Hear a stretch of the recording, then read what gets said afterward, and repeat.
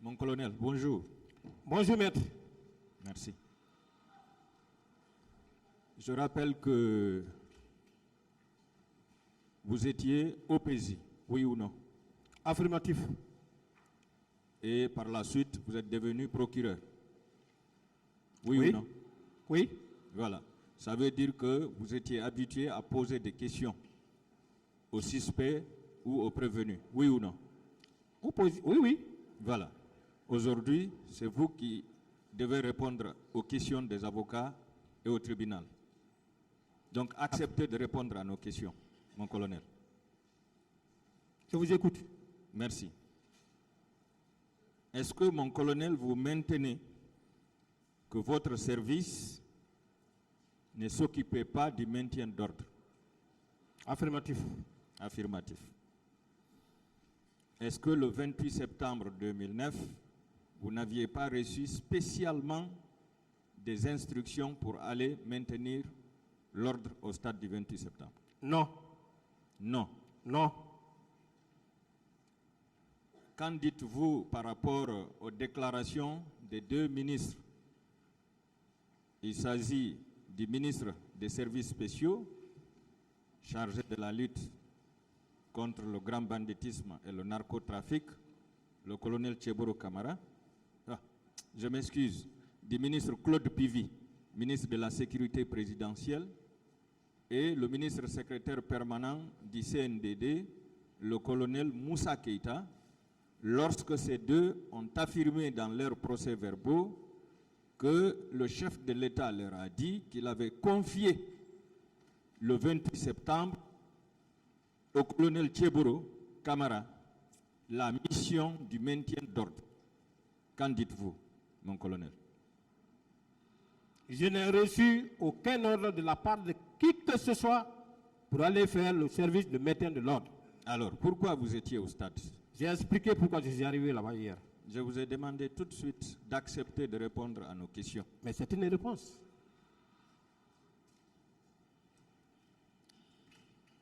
Est-ce que vous aviez reçu un ordre de vous rendre au stade ce jour? J'ai expliqué ça hier.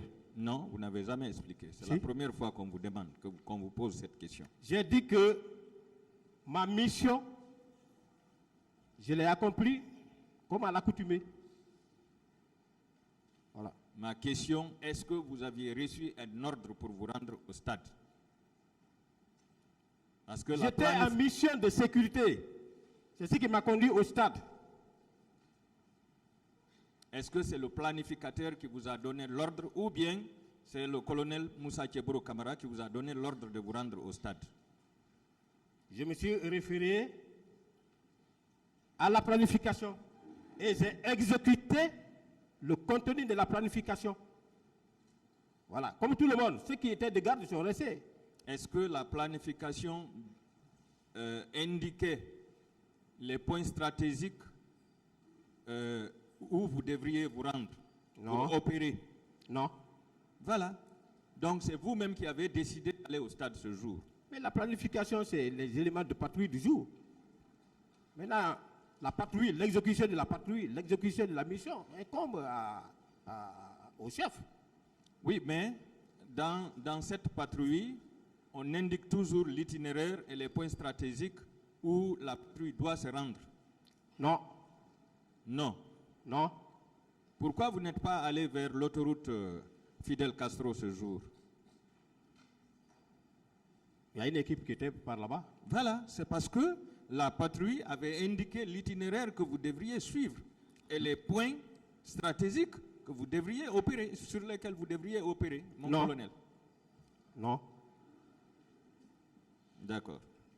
Est-ce que ce jour, vous étiez spécialement armé, puisque vous avez raconté ici que dans les patrouilles diurnes, vous n'êtes pas armé. Mais est-ce que ce jour, spécialement, vous étiez armé? Non. Non. Non. D'accord. Alors, comment vous devriez traquer les grands bandits et les narcotrafiquants lorsque vous sortez sans armes? Expliquez ça au tribunal. Les opérations de trafic relatives au trafic se prépare. Vous n'êtes pas militaire. Je vais vous expliquer. Ça se prépare. Ça, c'est des missions spécifiques qui ne viennent pas à tout moment.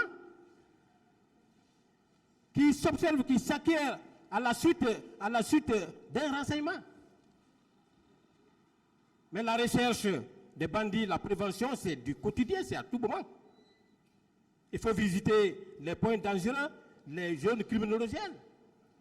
Il faut mettre la population en confiance qu'elle est désormais en paix parce qu'elle voit les services de sécurité passer devant leur porte.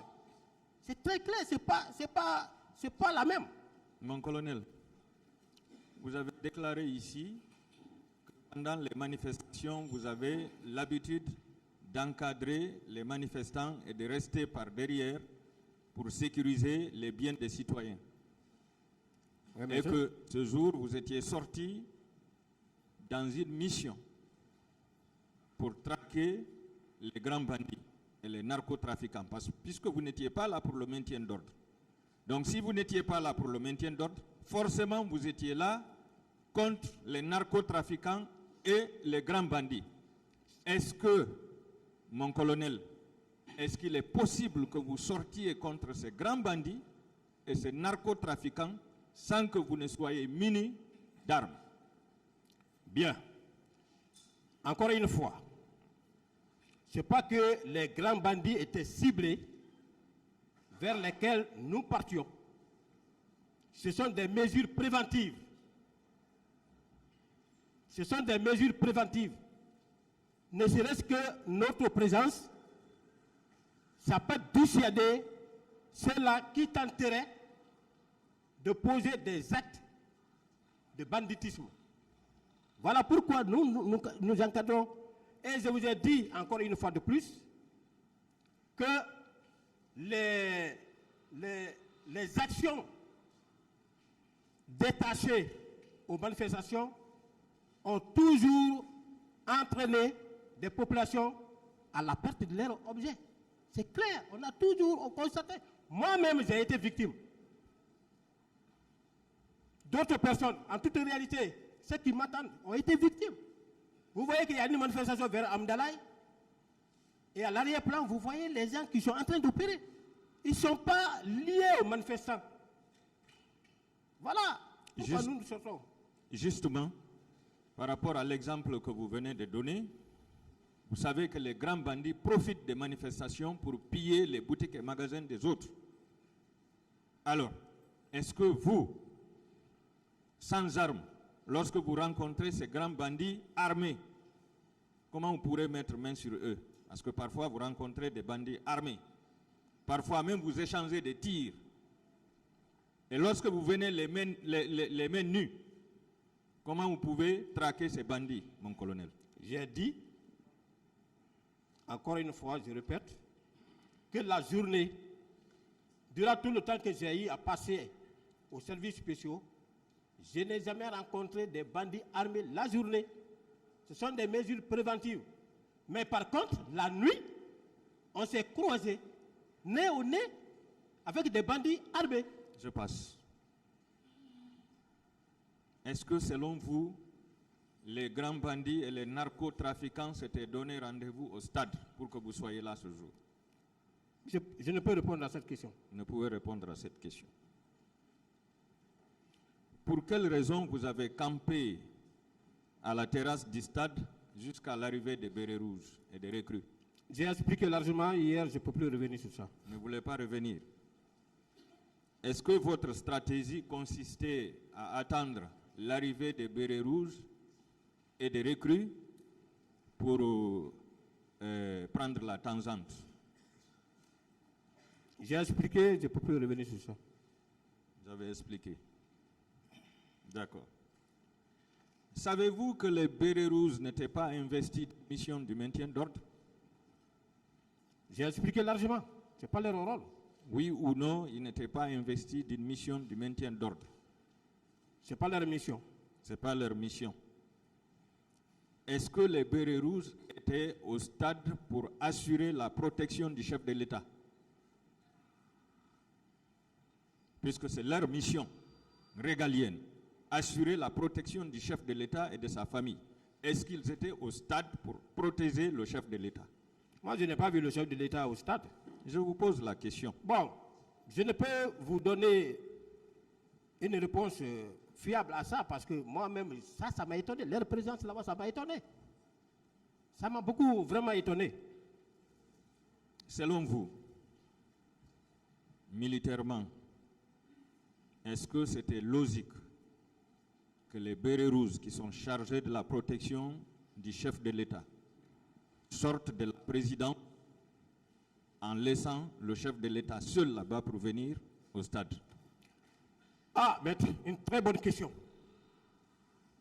Ça me soulage. J'étais déçu. Vous faites face au tribunal. Monsieur le Président, j'étais déçu, j'étais frustré de les voir là. J'ai dit encore une fois de plus, certainement, quand je parle, peut-être que comme je parle un peu plus haut, ça passe. J'ai dit encore une fois de plus, maître, je jure sur l'honneur, sur la foi de mon serment, si les bérets rouges là n'étaient pas venus au stade, ce que nous sommes en train de voir aujourd'hui là, on n'allait pas voir ça. Je dis ça, nos chefs, tout le monde, toute la Guinée m'entend. On n'allait pas connaître ça, maître. Est-ce que les bérets rouges peuvent sortir et laisser le chef de l'État seul derrière? C'est ça sa question. Oui, mais C'est la question, hein, maître. il a enchaîné. Oui, c'est Il la ne peut question. pas sortir et laisser le président derrière. Merci. D'autres questions? Est-ce que c'était logique qu'ils sortent de la présidence sans le chef de l'État et sans son ordre? Ce n'était pas logique. Ce n'était pas logique. Donc, on peut déduire que les bérets rouges étaient avec le chef de l'État. Il n'était pas avec le chef de l'État dans la mesure où je n'ai pas vu le chef de l'État au stade. Mais vous avez dit que vous n'avez pas pu dévisager les autres. Mais c'est facile pour tout Guinéen de dévisager un chef d'État. D'abord, ne serait-ce que son cortège. Ne serait-ce que son cortège. Mon colonel, un chef d'État qui vient dans un stade pour massacrer une population qui manifeste pacifiquement, est-ce que ce chef d'État viendra avec un cortège? Est-ce qu'il viendra comme d'habitude, tactiquement? Le chef des Bleus Rouges a dit en toute sincérité qu'il était venu pour chercher le chef de l'État. Comment on peut chercher une personne avec laquelle on se promène ensemble?